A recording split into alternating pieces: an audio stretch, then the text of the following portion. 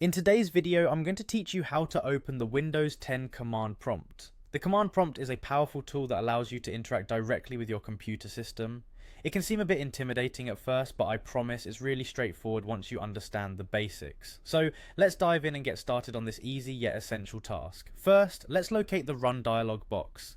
This is the quickest way to launch the command prompt. You can access the Run dialog box by pressing the Windows key and the R key on your keyboard at the same time. Now, if you're not sure which key the Windows key is, just look for the key that features the Windows logo, typically located on the lower left side of your keyboard adjacent to the Alt key. When you see the Run dialog box pop up in the lower left corner of your screen, you're in the right place. Now that we have the Run dialog box open, it's time to type in the command that will launch the command prompt. This is where the magic happens. Type in the three letters CMD. Capitalization doesn't matter here, so don't worry if you type them in lowercase.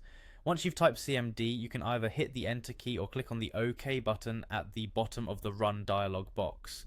Voila! The command prompt window should now open on your screen. You'll notice it looks like a black box with white text, classic, simple and ready to go. From here you can start typing the commands you need, whether you're looking to check your system files, navigate through folders or perform various administrative tasks. The command prompt is your go-to tool. As an additional tip, if you frequently use command prompt, you might want to pin it to your taskbar for easier access in the future. This way you won't have to run through these steps every time.